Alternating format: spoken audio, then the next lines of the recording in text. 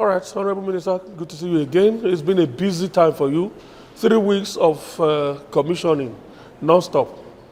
At the end of the day, about 15 projects commissioned. The president, you have the honor of hosting the president personally, at least 4 times during that period. He commissioned about 4 of the projects personally. This must make you feel so, special that you could drag the president up and down at least 4 times in the last 3 weeks. Well, Banya, thank you very much. I was not dragging the president up and down. Rather, the president had the interest to see that the people of Abuja, the residents of Abuja, are happy with what he's doing.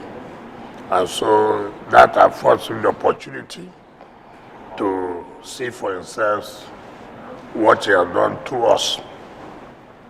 The president had personally attended 5 times. 5 times. One was the commissioning of the rehabilitation of the Bola Tinubu International Conference Center. Another one he attended was the interchange at the Grishi area. And then another one was the Abuja Greater Water, and then another one was the A2 Pi Road, and then flagging off of the annex of the Independent Electoral Commission.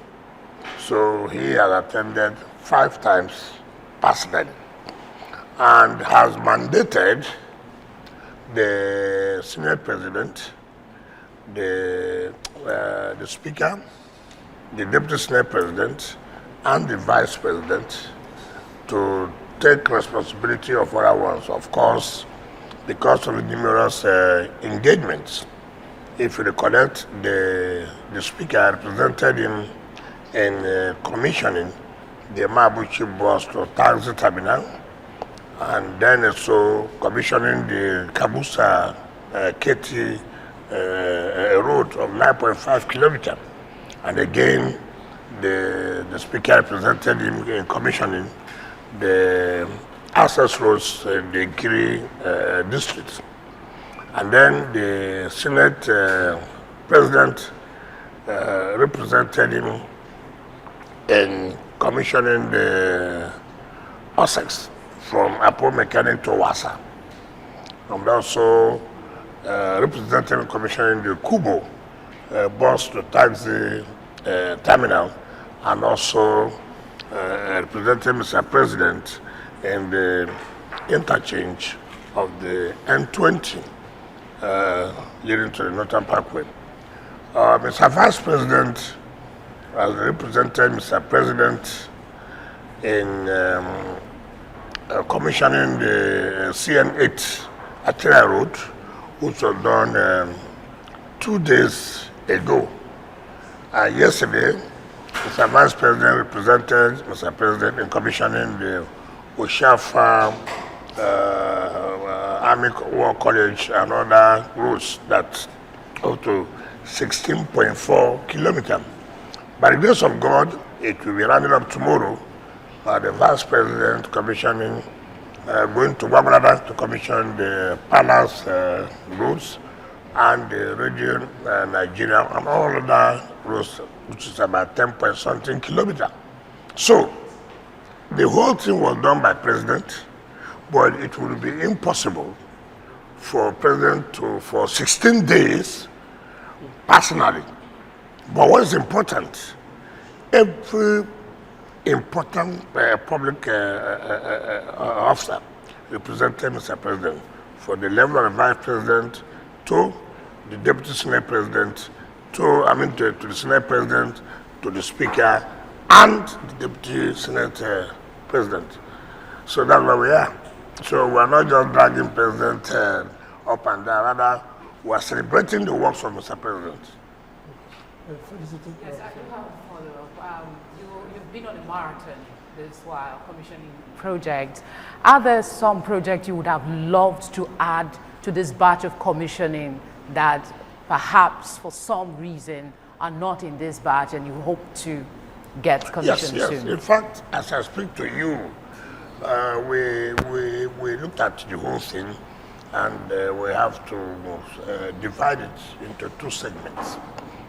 We believe that from September, we'll have the opportunity of inviting Mr. President and sometimes maybe the head of judiciary decision to be able to commission the Abuja division of the Court of Appeal, and then the residential quarters of the justices of the Court of Appeal, judges of the Federal High Court, and that of the FCT High Court, and some other roles like Kabusa, Takushera. So many projects we have lined up. It will be impossible for us, President, the President of the country, you have a lot of engagement, so we'll try to split them, so that's what we're doing. Chris? Okay, thank you very much. No doubt you've given the Federal Capital Territory a first lift. One would somehow begin to wonder if we had leadership within this area in the past years. But when you were making your initial answering his question, you made reference to the flag off of the construction of the INEC headquarters. Yep. After that flag off, tongues were wagging. INEC is supposed to be an independent body, take care of their own issues, and the executive is coming to dabble into their own exclusive affairs.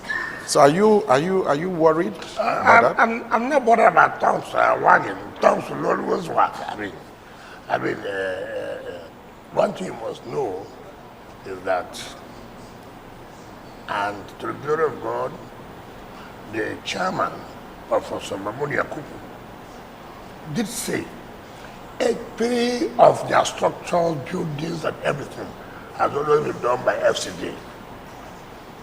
All public buildings have been carried out by FCD.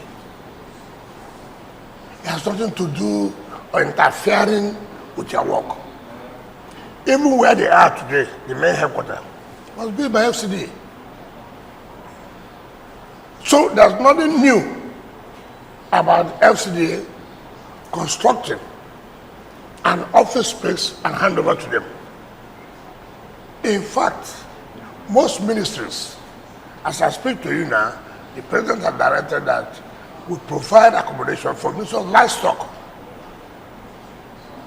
So all public buildings are always carried out by FCD through FCD. That has been there. But you see, like you have said, there's nothing you do that people who do not mean well for this country will not criticize. So how does that interfere in the independence of the INEC? If you also say so, it also means that even when you provide structures and logistics for the police, for the army security, you're also interfering. They ought to carry out their duties independently.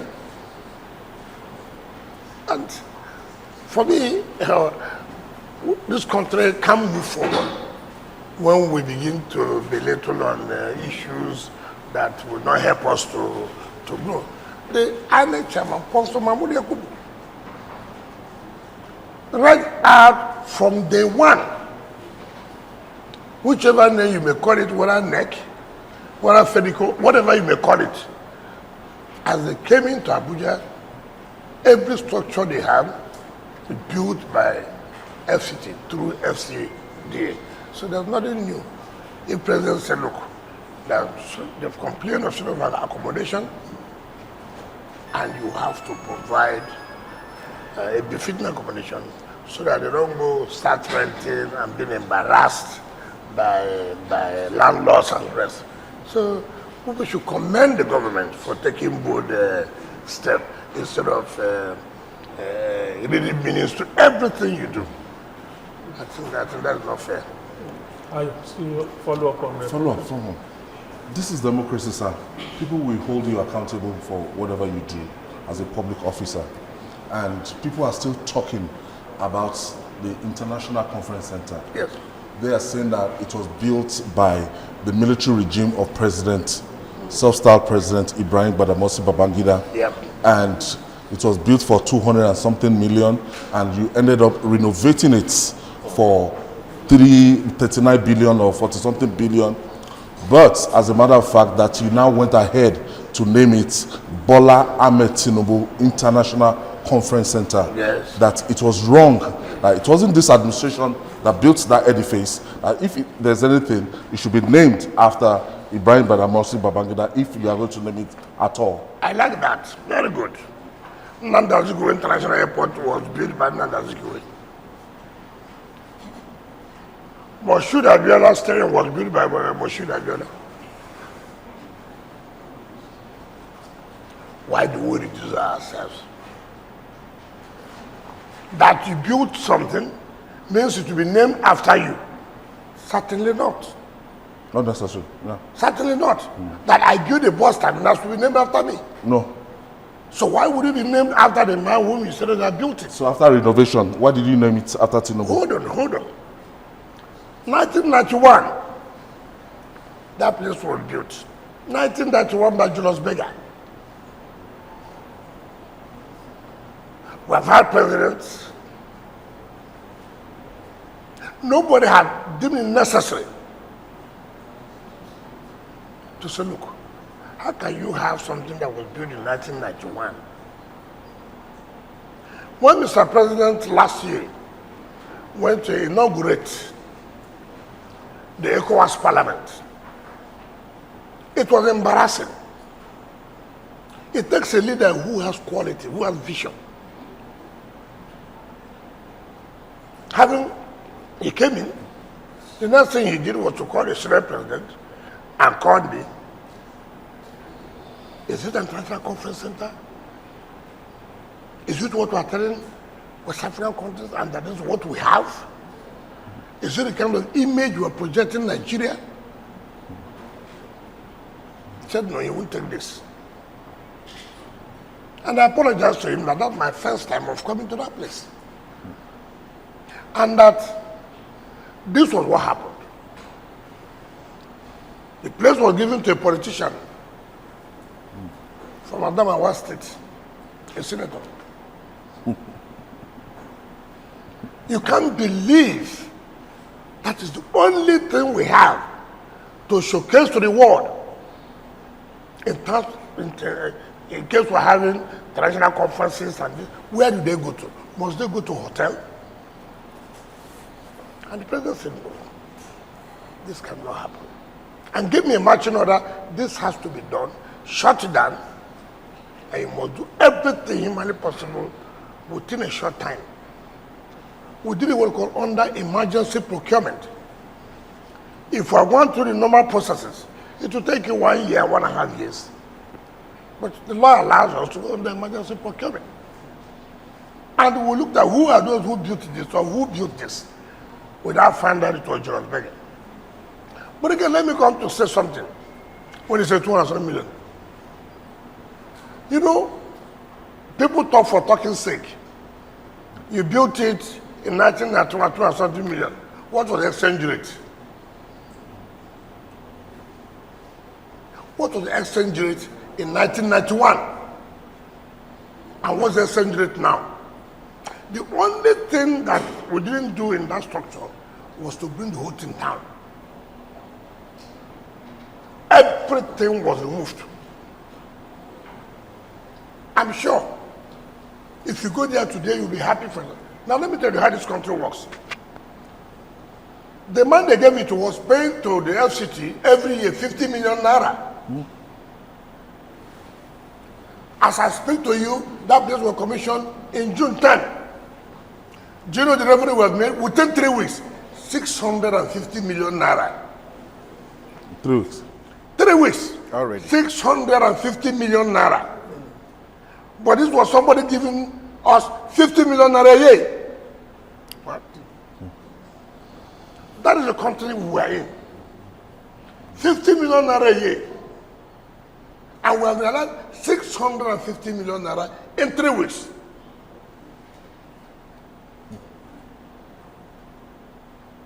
Why? People love good things. The president hosted the equal access of state in that international conference center.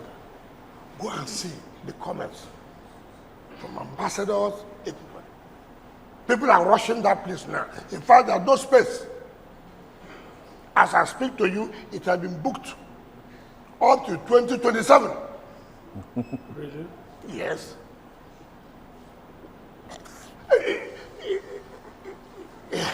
You know, the country we are in is a place that if you begin to pay attention to frivolities, you won't achieve anything. If I listen to, when I shut down that place, if I tell you comments from high-ranking Nigerian senators, ministers, oh, this man was one of our men, and that's what does that have to do with me? What we are talking about, is it what Nigeria should present to the world that they have? And now you are saying, why did I name it after Bola? Who should I name it after? Tell me, who is more qualified? You probably would have left it as international. What is called International Conference Center? What is called International Conference Center? For the fathers, excuse me, we have IBB, hold on. We have IBB International Golf Course. Is that correct? Why did you leave it International Golf Course? We have IBB International Golf Course. There is the question of continuity after the tenure of the president, whether in the next 4 or so. You cannot change it. Because there was nobody's name, we never change anybody's name. International Conference Center is not a name to anybody. And it still answers you. All who says Bola Tinubu International Conference Center. So you're confident that no one will come after you? If you do that, that's their business. Maybe you have something. You cannot change when it is named after somebody. You go and remove the name and go and give it to another person. International Conference Center is nobody's name. It's nobody's name. Have you had anybody answer International Conference Center? Okay. So if they have given it, say, Benga, International Conference Center, and then I come and remove Benga, then you will be, sir, why would you remove Benga? I give it to Chris. In this case, it is named International Conference Center. And what is the International Conference Center? We must have to apologize. What's your response to the allegation of this is a case of extreme sycophancy? What is sycophancy then? Knowing me very well, what is sycophancy? Sycophancy that somebody showed leadership. Sycophancy that somebody had given support for me to achieve what was achieved. It's only when the person dies. We would like to remember the dead, but we don't want to remember people who are alive, who are putting up their energy to make sure the country gets better. It's only when they die you remember them. I will not do that. But some will say that he's doing what he's elected to do, as the leader of the country. So, but some people that were elected and they didn't do. What about those who were elected and they didn't do it? So if you're elected and you are doing it, why not say, look, this one has done it, and let us recognize you? okay. What do you lose that is named after him? Tell me. Your Excellency, quite recently, Yes. we are seeing so many, monuments, projects being named after Mr. President. Yes. We're having roads, we're having schools, polytechnics, now International Conference Center and all that. Past leaders didn't really do that. I don't know about the schools. Tell me any president that was not named, that was not named in terms of roads. Yeah. Mention one. Mention one. Why should his own now be problem? You have a provincial at the Boulevard. You have IDB. You have Buhari. You have Redouane. So what is all this Kulabalu that we named after president and this? Who would then we name it after Amrobas? Not only. We should name it. We should only we name after Professor Ewolo Shenga. Why do you not criticize that? It's the optics of it. Some people say that there are other issues that should be taking attention, not people being distracted by they say they are hungry and then everything is being named after the president. What has hunger got to do with? I named this place in the name of somebody. What has that got to do with hunger? It's the hunger cost for the fact that I named a hall after somebody. Is that the cost of the... Being sensitive to the sentiments being expressed. Who are those expressing that? Nigerians. People generally. Who are the people? The people who are from day one do not want to see you. The people who are from day one have opposed him. I mean, let us focus on what will move the country forward. I don't know how naming and anything like that in favor of Mr. President will stop hunger or will increase hunger. How? Okay, Honorable Minister, let's end the issue of projects this way. Your first year, about 9 projects commissioned? Yeah. About 15 or so now. And now, if I know you too well, you already have something on paper for for next year, for the next one year. Yes. What are the projects that you are planning? Don't let the cat out of the bag. Just don't worry. Okay. All issue whether we got the subject to showcase doing us very well in FCT. You know. We don't know what would be maybe more than what we have done now. Remember, last year we did 7 days. So this year we have done 16 days. We are doing 16 days. 3 weeks.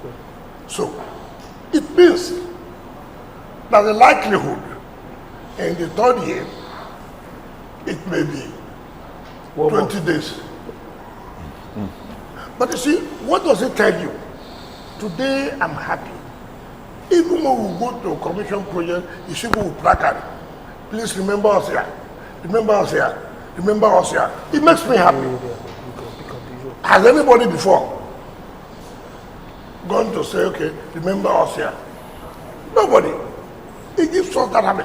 Oh, look, for the first time, a president, Senate president, will go to rural areas who have seen president in the rural area before. That tells you that look, the way they feel for the city is also the way they feel for the satellite town. So all this, people should, you know, I have always told people, you don't need to like me. But am I doing the right thing? Look at what's happening in the FCT today. Nigerians are angry. Nigerians are angry. Nigerians are angry that we're providing roads for everywhere in FCT. All those who say Nigerians are angry, they're all living here in Maitama, in Asokoro, using the interchanges and flyovers. Yeah, They are not seeing those things. They've not come to say, look, you have done well here. Everything you hear, Nigerians are angry. Okay, I think some of the... Okay. Okay, I think some of the concern, there was protest by primary school teachers and children have been out of school for about 3 months. We know that you have a meeting scheduled, but why is it taking so long? I mean, couldn't this have been addressed a little earlier? Okay, I thought you would have said, thank God steps are taken to resolve the problem. But you know the background. You know, that is what I've always told people that, I'm sorry to say this. I'm sorry to say, I'm going to do personally with you. but it has to do with our kind of journalism. We don't carry out what we call investigative journalism. You just see somebody carrying placards and that. Have you gone to find out whose responsibility? It's not our responsibility. It's the local government.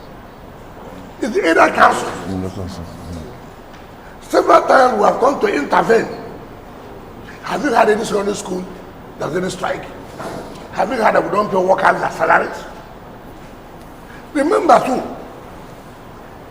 you have already talked about autonomy of local government. You are forcing me to seize their funds. Tomorrow you say, governors, FCT minister, always collect the money from the allocation of the local government.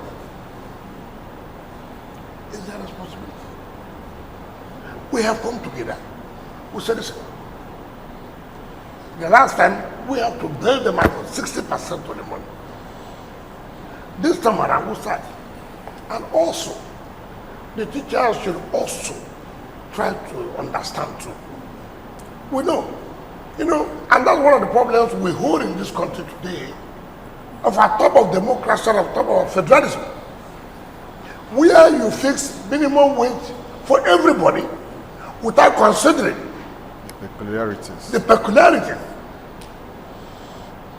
Now, you have said this is what they are going to earn. But you have not found out what is the allocation to these area councils and how much do they make? Do they have the capacity to pay this? Why would not have allowed them to negotiate? But again, it has happened, it has happened. Good.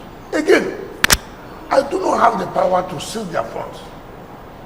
It requires intervention. Mind you, we don't have any assembly. Our assembly is the House of Reps and Senate. So I cannot unilaterally take action except they amend the law. I cannot. So when I sat up with you, listen,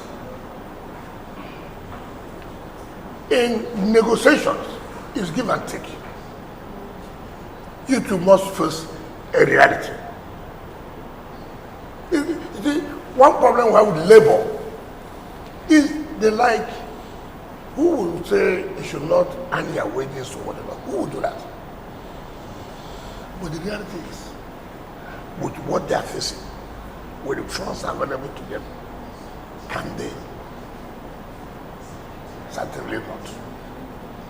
However, you can say, okay, let us take it in phases. What they are talking about is arrears. Do you know how much you are talking about? About 18 billion naira. And I said, look, it's not in dispute, it's not in doubt. Even some of the demands they make are outrageous. With all due respect. But however, we have struggled, and this and they have gotten to say, okay, do you know what, which is even illegal, what I've done? By seizing the 10% IGR of the area councils. May and June, I said, don't give to them. Let's calculate it, how much is it? Let's see how much we can put in. With their consent? Now you're talking about consent. Yeah. You see, now you're talking about The other side is about Yes. sustainability Yes. as well. See, these are the things. Yeah. So if we follow the way it's supposed to be, the legalistic aspect of it, you know what I'm doing is not constitutional. You know that? Yes. It's not. However, this is where public interest now overrides. It's okay. Look, should we continue to allow our children to be at home simply because by law you have no power to do it?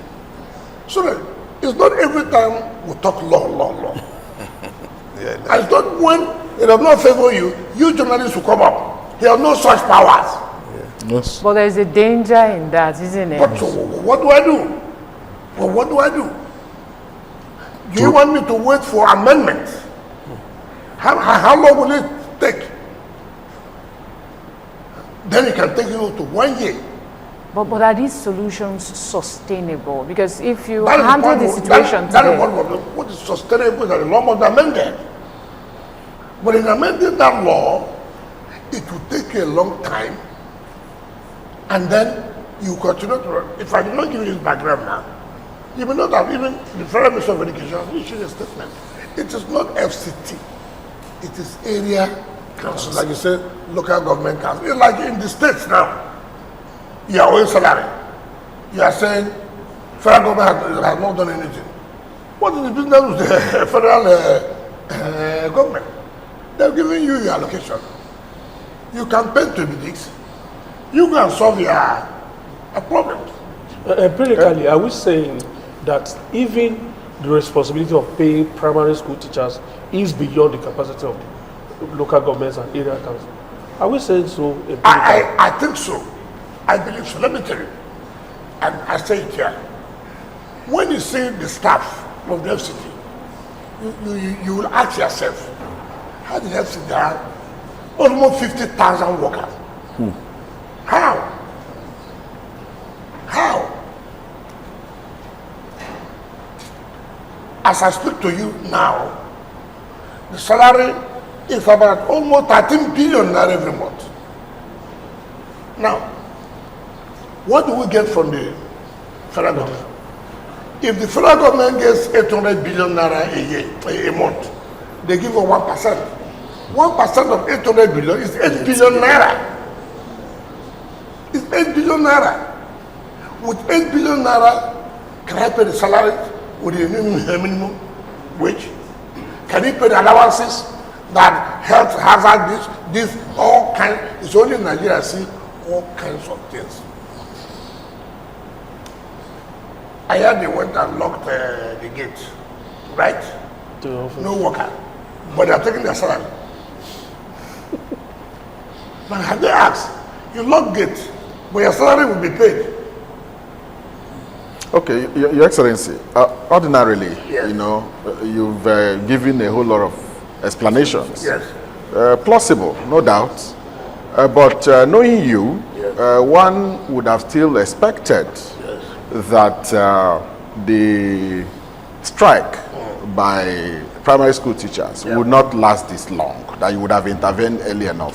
But that is one, sir. I thought we did intervene, but the workers, the teachers, have not been realistic. That it will be difficult for this fund just once. It will be difficult. Allow them to pay in phases. That's what I said here.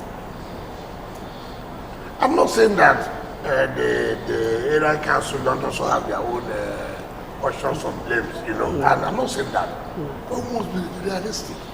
Government is not done, government is not run that way.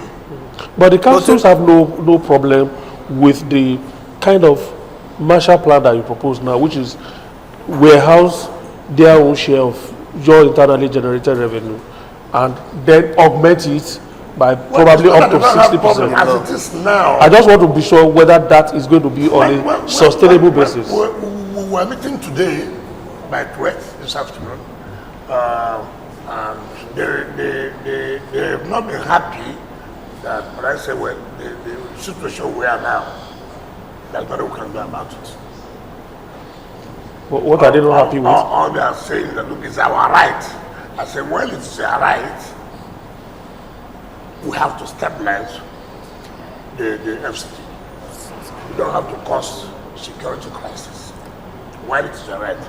So, you know, under normal circumstances, some could go to court to challenge it. Some could go to court. And whether you like it or not, the issue is, do you have the right to stop their funds? No, but yes, Do you have the right? Certainly not. But again, on a human face, you are ready to take the risk. yeah. And these are things we want you to also bear with us. yeah. That it is not easy. These are our challenges. These are problems for us. Okay, secondly, With It's long. the FCT experience, particularly regarding this teacher strike, would you want to advocate the kind of a constitutional review in terms of what should be the responsibilities? Yeah, we'll do that. At least to make payment of teacher allocation that they salaries get too. sustainable. Yeah. You see, that's where you see in most states, sometimes when you say states are tampering Yes. with local government funds, it's because of these primary school teachers that are working. Because they don't want anything that will make teachers to sit at home. So it gives room now to interfere in local government allocation. Now, just to pursue what he said about long-term solutions, because Yeah, what I said, is it possible to start now and perhaps get some law put in place before your time in office is up? The chairman of FCT and the chairman of area councils in the House of Reps, they will all be here today. We have met and they've all agreed to see how they will propose some amendments that will see how we will be able to, be doing this kind of programs in the future. And they appreciate and agree that people don't have the facts about the entire scenario. I didn't ask them, why do you lock up FCT? Why not go to the area council and lock up? Well, you are not under me. So why do you come here to lock the gate, cry and carry children to come and those things don't bother me? What bothers me that look? You cannot see the future of these children, not being allowed to grow. It's not fair. So I guess they come to you because they believe you are someone that don't take no for an answer. You get things done. Or probably because you have been commissioning projects all over the place. Because it affects the project. I could as well to not use the money to do project. After all, I'm not the first minister here. Talking about projects, sir, a lot of people, now that there's this protest within the FCTA workers over issues bordering on salaries. Yes, you could commission projects and everything, but we're now talking about welfare of your staff. What's the welfare? What are they entitled to that have not been paid? Workers' salaries. See, first of all, it's unfortunate. We believe that the moment you go to the gate and block the gate, that will make it to get where they're supposed to get. First of all, I want the head of service is the head of the workers. As far as I'm concerned, I do not know what workers are. It's not my business. It is the head of service that puts it to say, look, I've seen where they have brought fine, pay this, this and that. And of course I pay. They're talking about, they've not done their promotion, no promotion. All kinds of things. You just start like the minimum wage. Increase the minimum wage. Then the next day talk about promotion. All these things are it has financial implications. But Honorable Minister. Everybody's just talking about, I want to end this, I want to end this. And nobody wants development. Can you earning alone bring development? Should go together.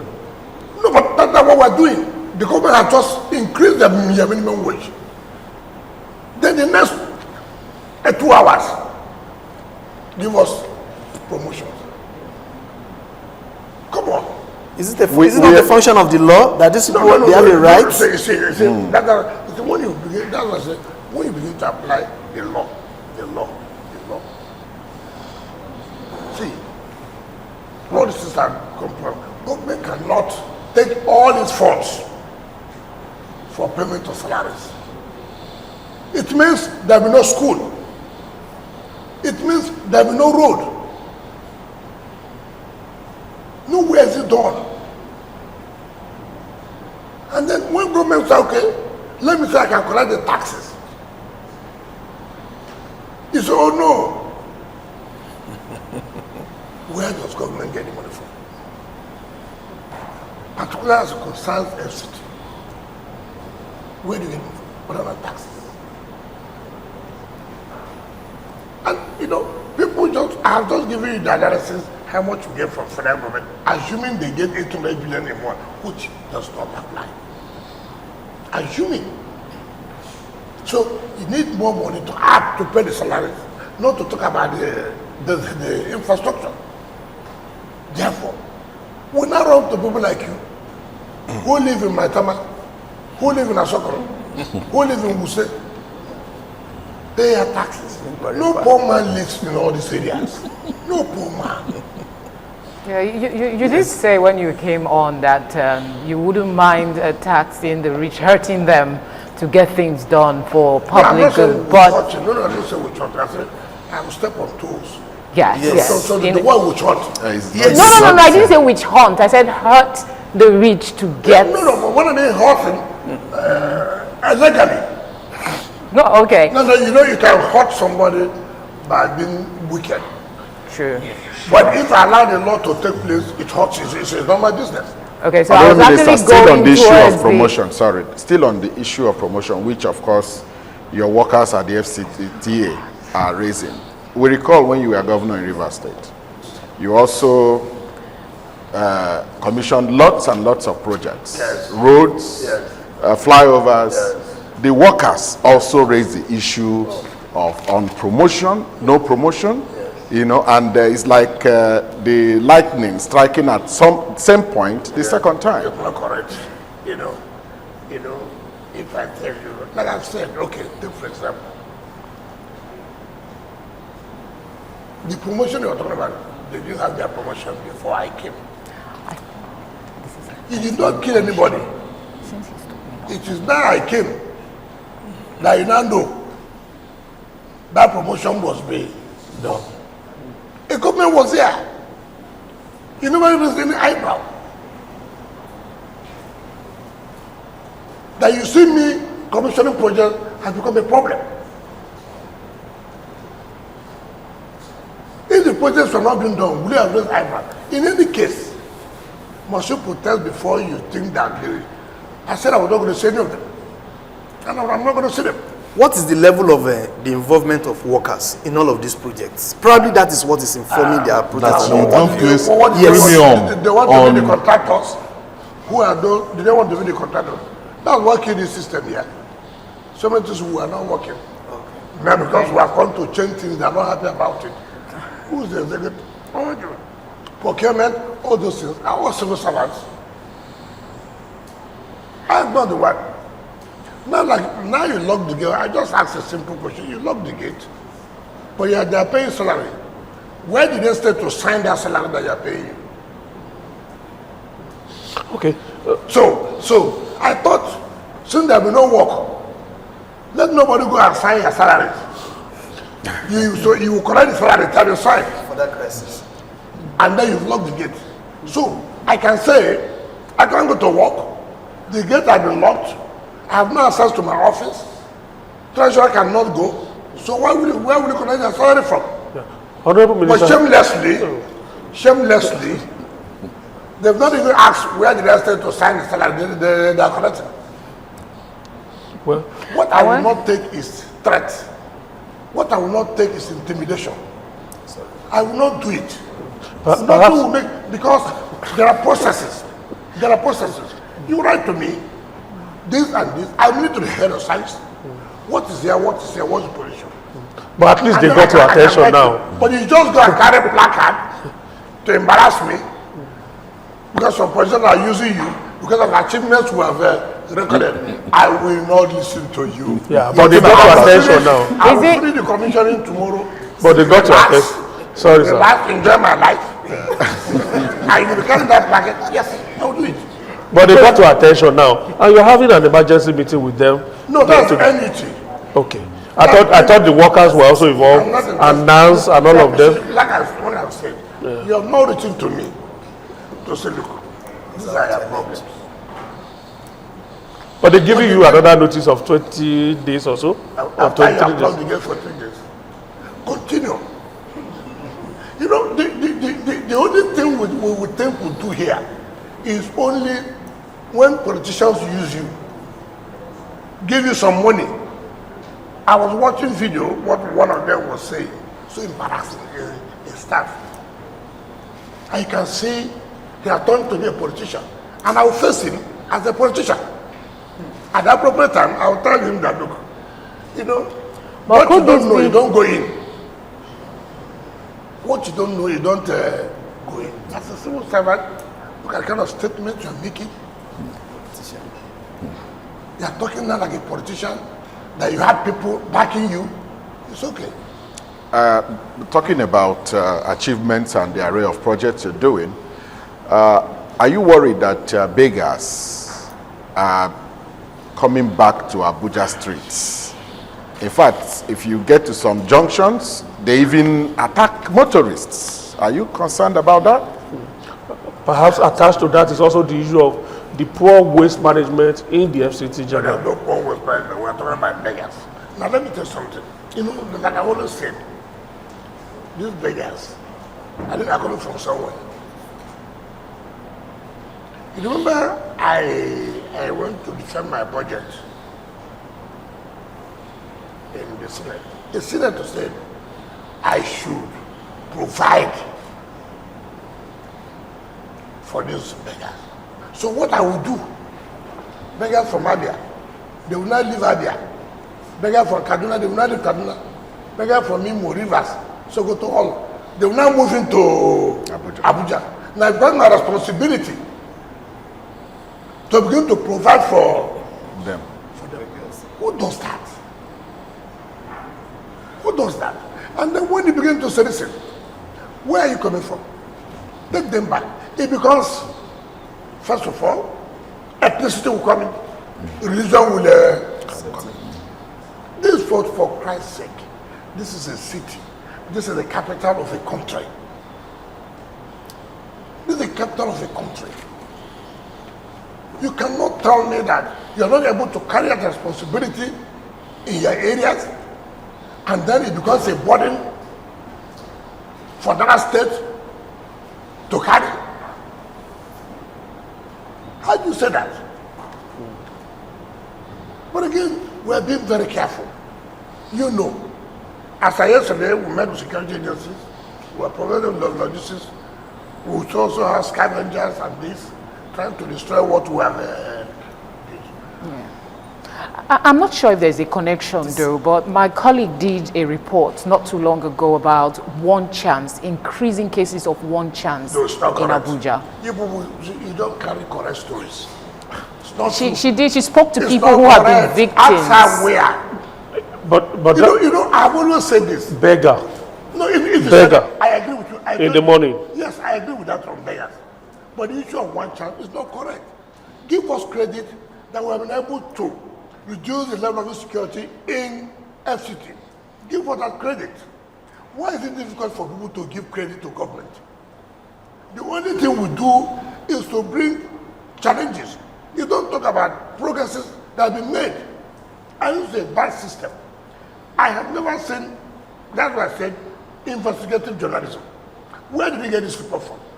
Where did this happen? It's all There over. are people who spoke. Honorable Minister, it's You all know, over. who have been. We get feedbacks. Why not hold on? You get feedback from who? A beggar is Let set me up tell now. you. Let me tell you. You get feedback, look at the reports people are writing. How you gave your son 2,000 hectares of land. That cost about $3.something billion. I wasn't No, confident. hold on. These are the kind of things you write. Even you sitting down on your own. Not all credible platforms please. take that. It's journalists. You don't tell me that. Somebody close to me was picked by one chance people. Why not From beggar. That is my In Abuja Why here. not hold Because on? my office. My problem with you, when an incident happens, you not say it's rampant. For Christ's sake, you cannot say in a city you cannot have a crime. It's not correct. And we must, and that's what I've always said, that it happened in Bega last night, for example. That don't mean that it's not rampant. You cannot say, you cannot have an incident of kidnap. You cannot say that. We're in this world, even in America, the most developed in terms of technology and the rest of it. You cannot say that. But the point we're making is that have we done something that you can say today that insecurity has really come down in FCT? You're not even talking about that. All you are picking, one of my friends called me last night. So for how long now have they called you? For the past 6 months, has anybody called you? Just they called you one last night. That has not made it, oh, you're not being fair to the system. Honorable Minister. You want balance. Yes, stories. All right. Give us credit for what we have done. Okay. And then come up to say, these are challenges that we are seeing. All right, sir. We need to go on a quick break.